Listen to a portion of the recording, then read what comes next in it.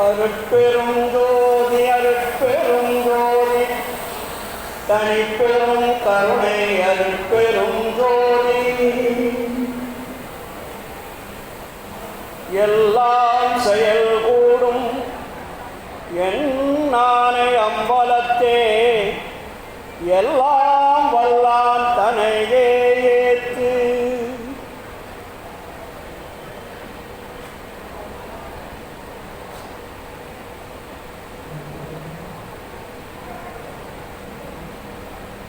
திருவிளங்க சிவயோக சித்தியலாம் விளங்க திருவிளங்க சிவயோக சித்தியலாம் விளங்க சிவஞான நிலை விளங்க சிவானுபவம் விளங்க திருவிளங்கு திருச்சில்லை திருச்சிற்றம்பலத்தே திருக்கூத்து விளங்க ஒளி சிறந்த திருவிளக்கே உருவிளங்க உயிர் விளங்க உணர்ச்சி அது விளங்க உலகமெல்லாம் விளங்க அருள் உதவும் பெரும் தாயாம் மறுவிளங்கு குழல்வள்ளி மகிழ்ந்தொருவால் விளங்க வயங்குமணி பொது விளங்க வளர்ந்த சிவக்கொழுந்தே வளர்ந்த சிவக்கொழுந்தே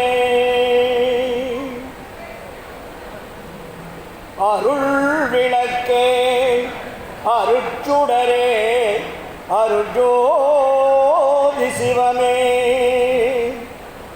அருள் விளக்கே அருட்சுடரே அருட்ஜோதி சிவமே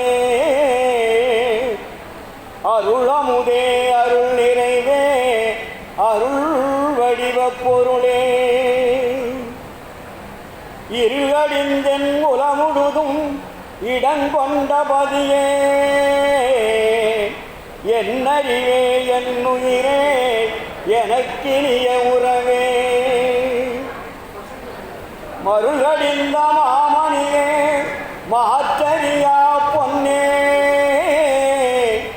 மன்றி நடம் புரிகின்ற மணவாளா எனக்கே தெருளளித்த திருவாளா ஞான உருவாளா தெய்வ நடத்தரசே என் செய்மொழி ஏற்றருளே அருட்பெரும் ஜோதி அருட்பெரும் ஜோதி தனிப்பெரும் கருணை அருட்பெரும் ஜோதி ஆன்மநேய ஒருமைப்பாட்டு உரிமையுடைய சகோதர சகோதரிகளே, உன் அனைவருக்கும் முதற்கண் நன்றி கலந்த வணக்கத்தையும் வாழ்த்துக்களையும் தெரிவித்துக் கொள்கிறேன். இன்று நடைபெறக்கூடிய திருமண விழா திரு கந்தசாமி அவர்களுடைய இல்ல திருவிழாவாக, சன்மார்க்க பெருவிழாவாக, சன்மார்க்க வாழ்த்து விழாவாக அன்பர்கள், உறவினர்கள், உற்றார் உறவினர்கள் அத்தனை பேரும் வாழ்த்துகின்ற நிகழ்வாக இங்கே நடைபெற்று கொண்டிருக்கிறது. 4 மணியிலிருந்து திருவருட்பா பாடல்களை வடலூர் கார்த்தி அவர்கள் மிக சிறப்பாக இங்கே பாடினார்கள். அவர் நல்ல ஒரு அருமையான பாடகர்.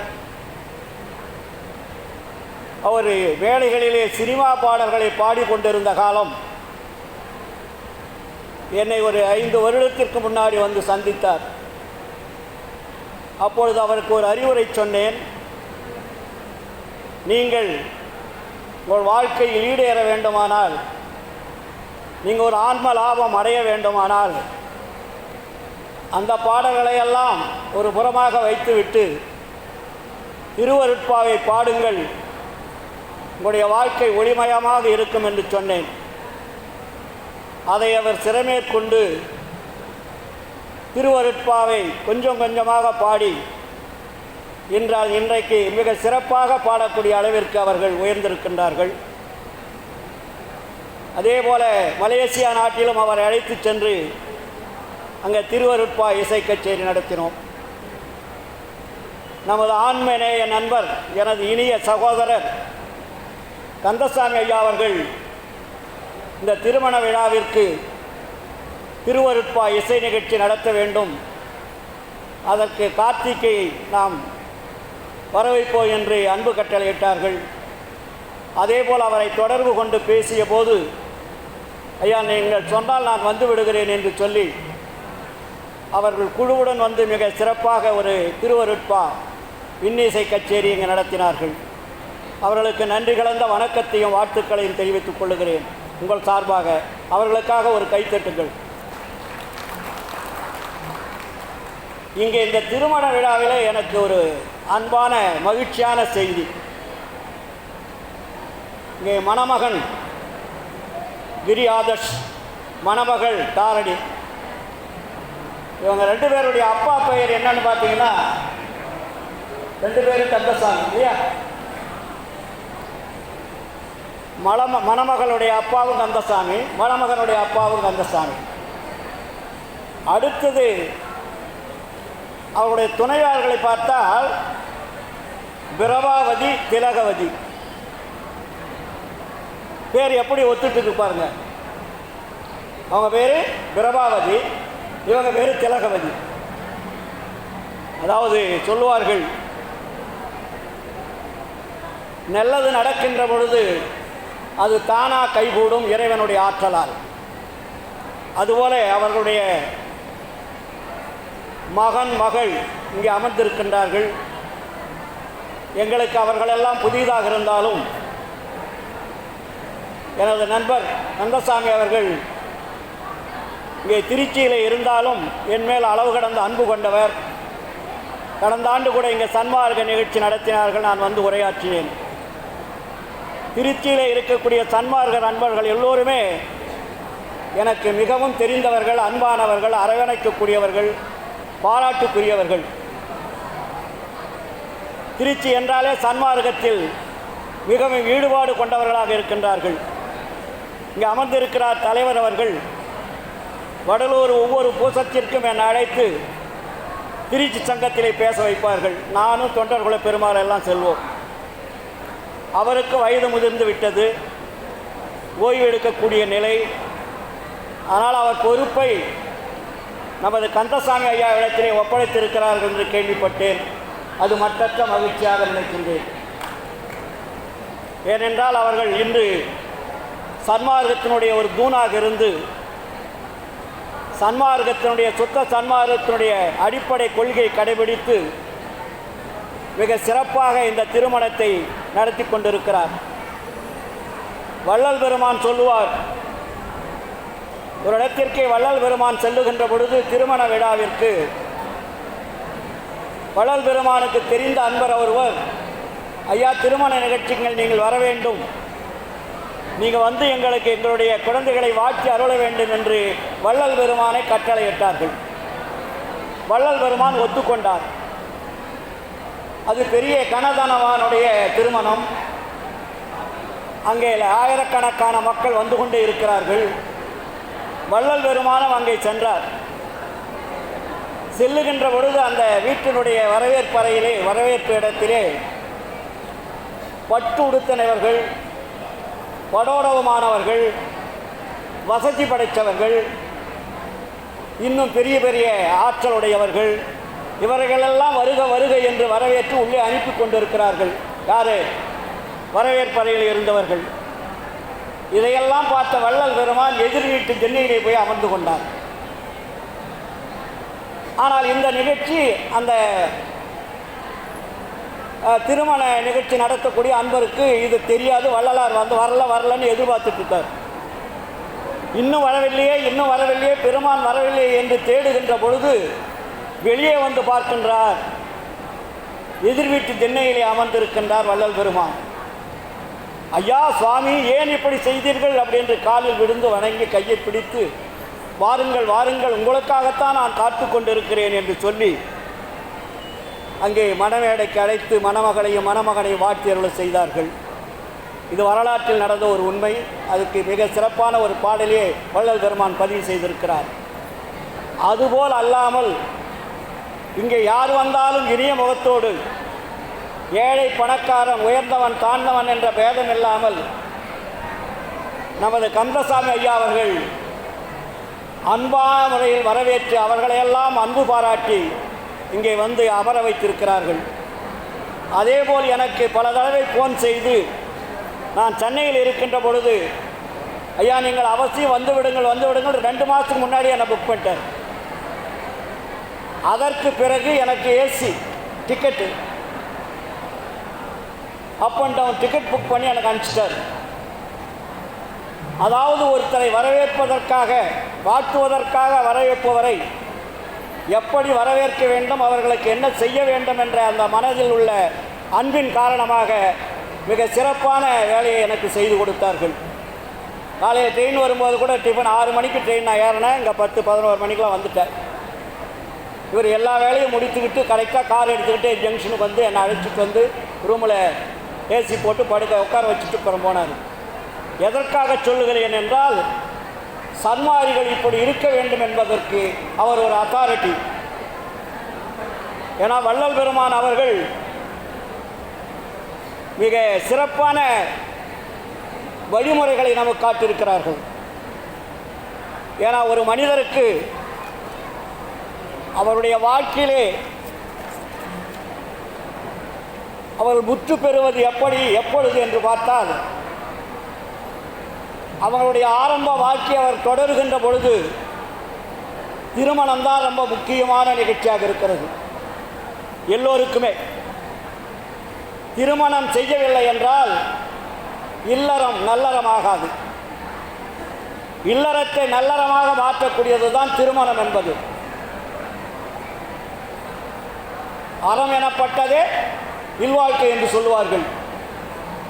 அந்த அடிப்படையிலே இங்கே மணமகள் அமர்ந்திருக்கின்றார்கள். தாரணி அவர்கள், கிரி ஆதர்ஷ் அவர்கள். முன்னெல்லாம் பார்த்தீங்கன்னா பெரியவங்க பார்த்து கல்யாணம் பண்ணால் யாரை எப்படி சொன்னாலும் பொண்ணு மாப்பிள்ளை பார்க்க மாட்டாங்க, மாப்பிள்ளை பொண்ணை பார்க்காது. பெரியவங்க உடனே என்ன பண்ணிடுவாங்க, கல்யாணத்துக்கு ஏற்பாடு பண்ணிடுவாங்க, கல்யாணமாக நடந்துடும். பொண்ணு மாப்பிள்ளைக்கு ஒரு அண்டர்ஸ்டாண்டிங் இருக்காது. அது ஒரு காலம். இப்போ அப்படி இல்லை. பொண்ணாக இருந்தாலும் ஆணாக இருந்தாலும் பெற்றோர்கள் எவ்வளோதான் சொல்லி வசதி வாய்ப்புகள், படிப்பு உயர்ந்தது தாழ்ந்தது எப்படி சொன்னாலும் ஒரு பெண்ணுக்கும் ஆணுக்கும் நேரடியாக கண் பார்க்க வேண்டும். என்ன பார்க்கணும்? கண்ணு பார்க்கணும். அவங்க ஒரு பெண் தனக்கு வரக்கூடிய கணவனை பார்க்க வேண்டும். ஒரு கணவர் தனக்கு வரக்கூடிய மனைவியை கண்ணில் பார்க்கணும். கண்ணில் பார்த்தால்தான் அவங்களுடைய உருவமானது மனதிலே பதிவாகும்.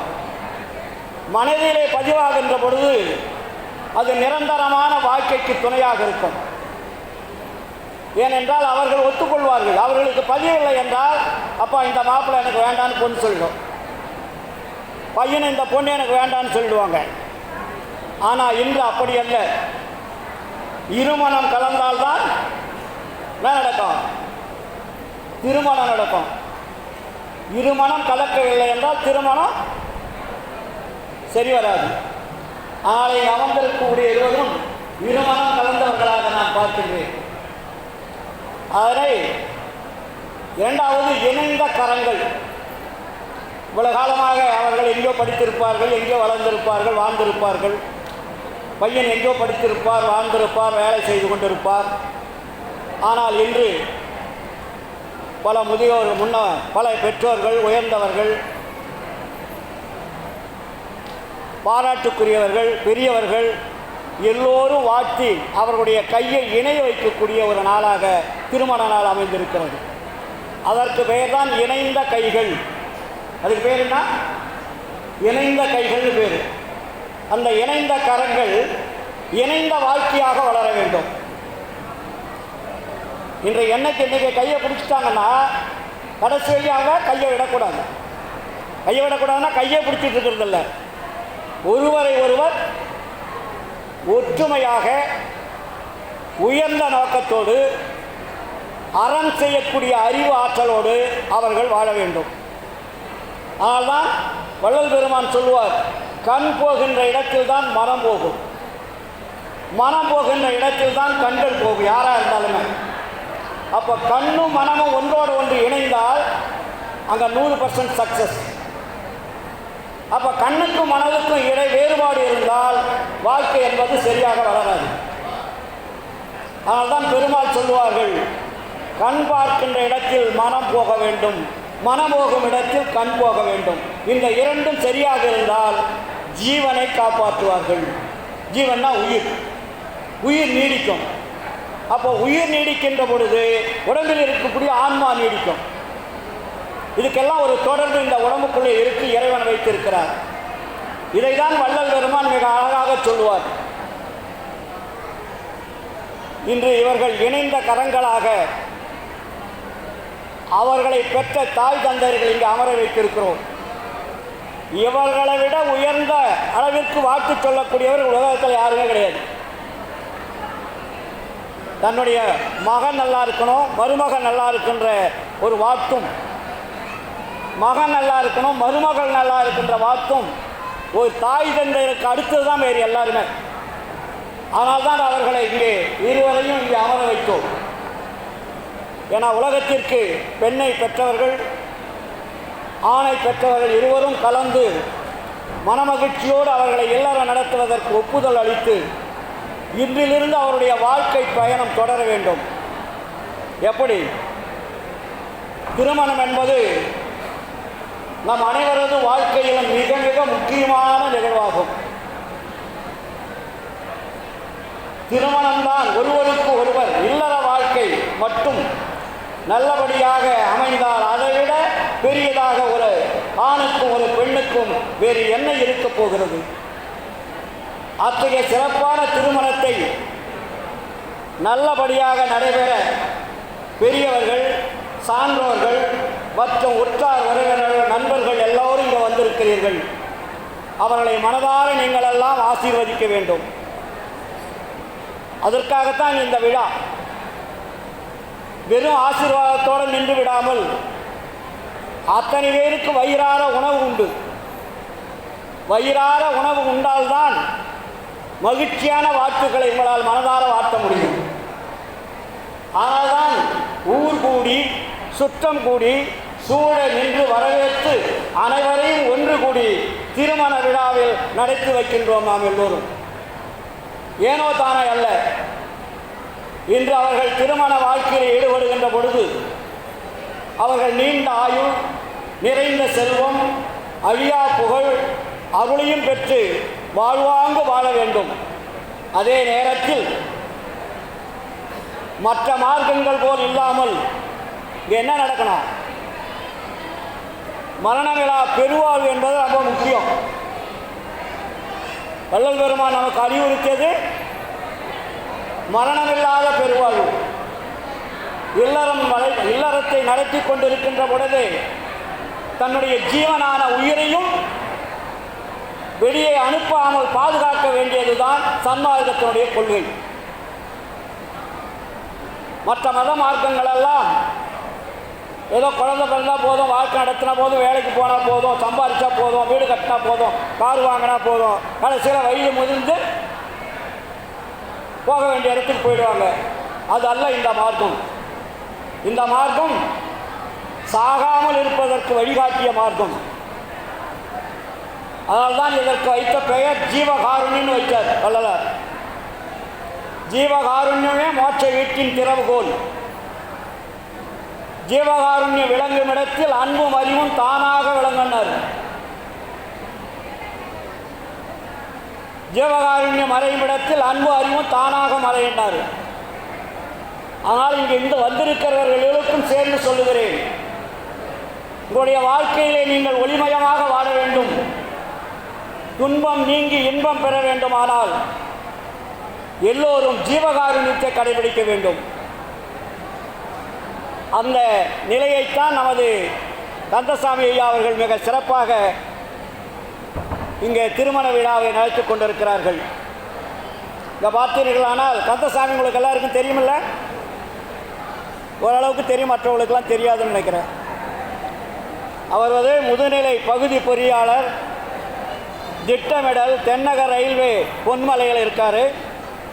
தலைவர் திருச்சி மாவட்ட சமரசுத்த சன்மார்க்க சத்திய சங்கம், பொருளாளர் சமரசுத்த சன்மார்க்க சமுதாய அறக்கட்டளை பொன்மலை திருச்சி.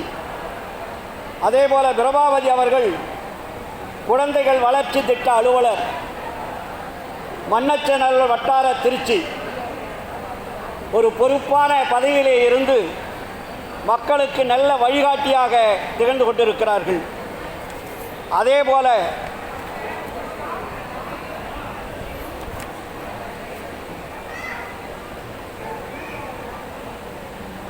நமது ஜெய கந்தசாமி அவர்கள், அவருடைய துணைவியார் திருமதி திலகவதி அவர்கள்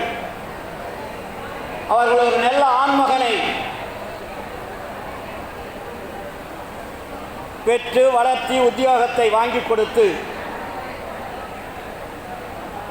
மணமகள் தாரணி கையிலே ஒப்படைத்திருக்கிறார்கள். மாற்றி சொல்கிறேன்ல, ஏன்னா அந்த காலத்தில் எல்லாரும் கணவன் கையில் பெண்களை ஒப்படைப்பாங்க. இன்னைக்கு அப்படி இல்லை, பெண்கள் கையில் கணவன் ஒப்படைக்கிற நிலைமை வந்திருக்கு. ஏனென்றால் ஒரு இல்லறத்து அரசின்னு பேர் அவங்களுக்கு. இன்றிலிருந்து அவர்கள் இல்லத்து அரசி. யாரு? தாரணி அவர்கள். அவர்கள் இருவரும் ஒன்றோட ஒன்று மனம் மாறாமல் தன்னுடைய இல்லத்திலே இல்லற வாழ்க்கையில் ஈடுபட்டு அவருடைய தந்தைக்கும் தாய்க்கும் தகுந்த பிள்ளைகளாக உலகம் மெச்சக்கூடிய அளவிற்கு, எல்லோரும் பாராட்டக்கூடிய அளவிற்கு ஜீவகாருண்ய செம்மலாக அவர்கள் வளர வேண்டும். அவர்கள் வானால் அடைவர், வறுமை உறார், நன்மனை மக்கள் பொன் பூனால் இடம் புகழ் போகம் பெறுவர். பின் புண்மை ஒன்றும் காணார், நின் நாமம் கருதுகின்றோர் வாழ்க, நல்ல சுகம் பெறுவர். மாணவர் உற்ற துணையாய் வாழ்க வாழ்க வாழ்க. அருட்பெருஞ்சோதி ஆண்டவர் அவர்களுக்கு அருள் வழங்குவார். அதில் எந்த விதமான சந்தேகம் இல்லை. ஏனென்றால் நான் கலந்து கொண்ட திருமண நிகழ்ச்சியிலே நிறைய நிகழ்ச்சியில் நான் கலந்து கொண்டிருக்கிறேன். ஒரு நிகழ்ச்சியில் கூட மணமகன் சோர்வு அடைந்ததில்லை. எல்லோரும் மிக சிறப்பாக இருந்து கொண்டிருக்கிறார்கள். அதை நினைத்து தான் கந்தசாமி அவர்கள் என்னை வர வைத்தாரோ என்ன தெரியல. அந்த அளவிற்கு இங்கே சீரும் சிறப்புமாக இந்த திருமண நிகழ்ச்சி நடைபெற்றுக் கொண்டிருக்கிறது. இங்கே வாழ்த்த நிறைய பேர் வந்திருக்கின்றார்கள். சன்மார்க்க அன்பர்களெல்லாம் ஒன்று கூடி அவர்களுக்கு இன்று நல்ல முறையிலே வாழ்த்து சொல்ல வேண்டும். அவர்கள் மேன்மேலும் உயர்ந்த இடத்திற்கு செல்லுவதற்காக நம்முடைய வாழ்த்துக்கள் பயனுள்ளதாக இருக்கும். வள்ளல் பெருமான் அவர்கள் சொல்லுவார்கள்,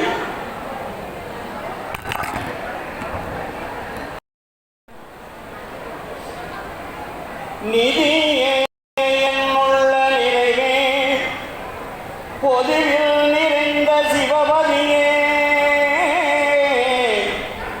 அருட்பெரும் ஜோதியனே. நிதியே என்னுள்ள நிறைவே, பொதுவில் நிறைந்த சிவபதியே, அருட்பெரும் ஜோதியனே. அம்பலம் விளங்கும் கதியே, என் கண்ணும் கருத்தும் கழிக்க கலந்து கொண்ட மதியே, அமுதமழையே நின் பேரருள் வாழியவே. வாழி என் ஆண்டவன் வாழி எங்கோன் அருள் வாய்மை என்றும், வாழி என் ஆண்டவன் வாழி எங்கோன் அருள் வாய்மை என்றும், வாழி அம்மான் புகழ் வாழி என்னாதன் மலர்ப்ப சுத்த சன்மார்க்க பெருநெறி மாண்பு கொண்டு வாழி வையமும் வானமும் அற்றமும் வாழியவே. வாழியனை தூக்கி வைத்த கரதலங்கள், வாழியனை தூக்கி வைத்த கரதலங்கள், வாழியலாம் வல்ல மணிமன்றம், வாழி நடம் வாழி அருளோதி வாழி நடராயன் வாழி சிவஞானவழி. அருட்பெரும் ஜோதி அருட்பெரும் ஜோதி தனிப்பெரும் கருணை அருட்பெரும் ஜோதி.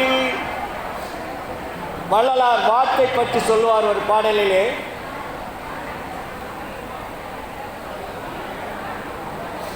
தாயாகி தந்தையுமாய் தாங்குகின்ற தெய்வம்,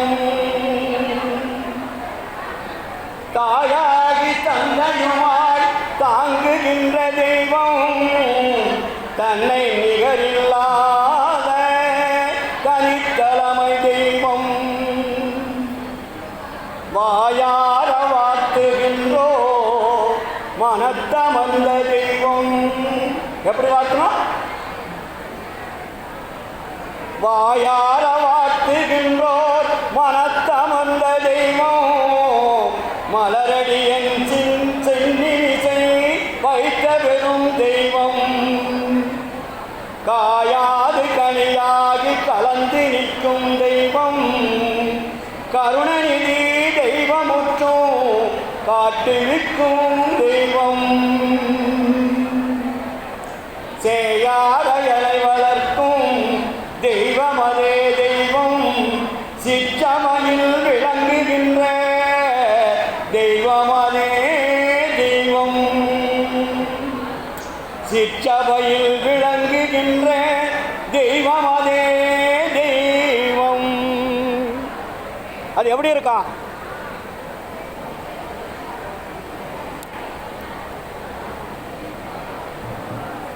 தூண்டாத மணி விளக்காய் துலங்குகின்ற தெய்வம், துரிய தெய்வம் அரிய தெய்வம் பெரிய பெரும் தெய்வம். மாண்டாரை எழுப்புகின்ற மருந்தான தெய்வம், மாணிக்க வள்ளியோ வளர்த்தி வைத்த தெய்வம். ஆண்டாரை ஆண்ட தெய்வம் அருஜோதி தெய்வம், ஆகம வேதியலாம் அறிவறிதாம் தெய்வம். தீண்டாத வெளியில் வளர் செல்லு போயிடுச்சு. தீண்டாத வெளியில் வளர் தீண்டாத தெய்வம், சிற்றமையில் விளங்குகின்ற தெய்வம் அதே தெய்வம். எதற்காக சொல்லுகிறேன் இந்த பாடலை என்றால் நண்பர்களே, தெய்வம் வேறு எங்கும் இல்லை, நம் உடம்புக்குள்ளே இருக்கிறது. அதுதான் சிற்றவை என்ற இடத்திலே ஆன்ம ஒளியாக இருக்கின்றது. அதை அறிந்ததால் தான் நமது கந்தசாமி ஐயா அவர்கள் வள்ளலாரை கெட்டியாக பிடிச்சிக்கிட்டார். ஆனால் முன்னெல்லாம் ஒரு மாதிரியாக இருந்தார், இப்போ ரொம்ப ஸ்ட்ராங்காக பிடிச்சிட்டார். அப்போ ஒவ்வொருடைய வாழ்க்கையிலும் நீங்கள் உயர்ந்த இடத்திற்கு செல்ல வேண்டும். வாழ்க்கையிலே துன்பம் துயரம் அச்சம் பயம் இல்லாமல் வாழ வேண்டுமானால் உடம்பிலே இருக்கக்கூடிய ஆன்மாவை தொடர்பு கொள்ள வேண்டும். அந்த ஆன்மாவை தொடர்பு கொள்வதற்கு எது நமக்கு துணையாக இருக்கிறது என்றால் ஜீவகாருண்யம் தான் துணையாக இருக்கிறது. அதனால தான் இன்றைக்கி இப்போ தலைவர் அவர் வரவேற்புரையில் சொன்னார்ல, நேற்று கூட நான் ஃபோன் பண்ண முந்தா நாள், ஐயா நான் ஜீவகாருண்யம் பண்ணிகிட்டு இருக்கிறேன், அதனால தான் நான் ஃபோன் எடுக்கல, பண்ணிவிட்டு உங்களுக்கு ஃபோன் பண்ணேன்னு. அதில் எவ்வளோ பெரிய ஆற்றல் இருக்கிறது என்பதை கண்டுபிடித்து விட்டார் நமது அன்பர். அதே போல சன்மார்க்க அன்பர்களெல்லாம் கண்டு கொண்டார்கள். இங்கே வந்திருக்கக்கூடிய அத்தனை உள்ளங்களும் கருணை நன்முயற்சியோடு வாழ வேண்டும். ஜீவகாருண்யம் என்ற ஒரு கருவியை நீங்கள் கையில் எடுக்க வேண்டும். உங்களால் ஜீவகாருண்யம் செய்ய முடியவில்லை என்றால் நீங்களாம் என்ன பண்ணலாம்? இங்கே திருச்சியிலே இருக்கிறார் கந்தசாமி அவர்கள். அவரிடத்தில் உங்களால் முடிந்த பொருளுதவியை கொடுத்து ஏழை எளியவர்களுக்கு அவர்கள் அன்னதானம் செய்கின்ற பொழுது உங்களுடைய இல்லம் தழைத்து உங்களுடைய குடும்பம் குழந்தைகள் எல்லோரும் நோயற்ற வாழ்வும் குறைவற்ற செல்வம் வாழ்வாங்கு வாழ்வார்கள் என்று கூறிக்கொள்கிறேன். அதேபோல கடவுள் எங்கிருக்கிறார் என்று வள்ளலார் சொல்லுகின்ற பொழுது ஒவ்வொரு ஆன்மாவில் சிற்றவையில் இருக்கின்றார். அந்த சிற்றவையில் இருக்கக்கூடிய கடவுளைத்தான் வள்ளலார் வடலூர் பெருவெளியிலே ஞான சபை என்ற ஒரு சபையை அமைத்து அருட்பெருஞ்சோதியாக அங்கு அறிமுகப்படுத்தியிருக்கிறார். அந்த அருட்பெருஞ்சோதி தான் கடவுள் என்பதை உணர்ந்து எல்லா உடம்புகளையும் அந்த அருட்பெருஞ்சோதி தான் இயங்கிக் கொண்டிருக்கிறது என்பதை அறிந்து எத்துணையும் வேதமுறாது எவ்வுயிரும் தம்முயிர் போல் எண்ணி உள்ளே ஒத்து உரிமை உடையவராய் உவக்கென்றார் யாவர் அவர்களும்தான் சுத்த சித்துருவாய் எம்பெருமான் நடமுறியும் இடமென நான் தெரிந்தேன் என்று சொல்வார் வள்ளலார். அந்த வித்தகரம் அடிக்கேவல் புரிந்திட என் சிந்தை மிக விளைந்ததாலே. அப்போ கடவுள் எங்கே இருக்கிறார் என்று ஒருவர் கேட்கின்ற பொழுது வள்ளலார் சொல்லுகின்ற படிதில் எல்லா உயிர்களிலும் இறைவன் இருக்கிறார் என்று நினைத்து எல்லா உயிர்களையும் தம்முயிர் போல் பார்க்கக்கூடிய ஆன்மா எதுவோ அந்த ஆன்மாவை தேடி இறைவன் வருகின்றார் என்று சொல்லுவார். நேரமில்லை வாழ்த்துவதற்கொண்டு அமர்ந்திருக்கின்றார்கள். நிறைவான கூட்டம் வந்திருக்கிறது. சாதாரணமாக இடம்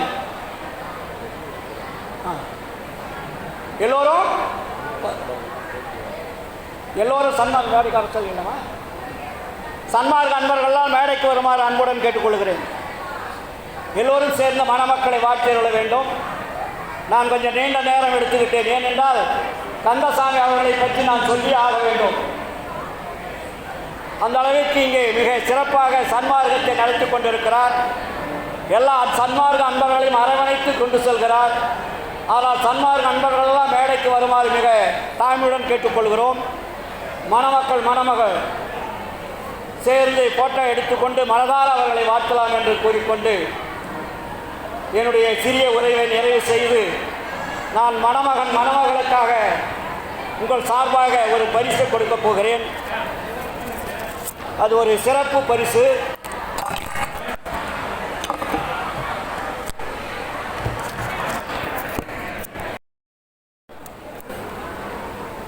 ரொம்ப முக்கியமானது நான் வாங்கினேன். நான் பிரிச்சே பார்க்கல. அது இவங்களுக்காக தான் நான் வைத்திருந்த போல இருக்குது. நேற்று தான் எடுத்து வச்சேன்.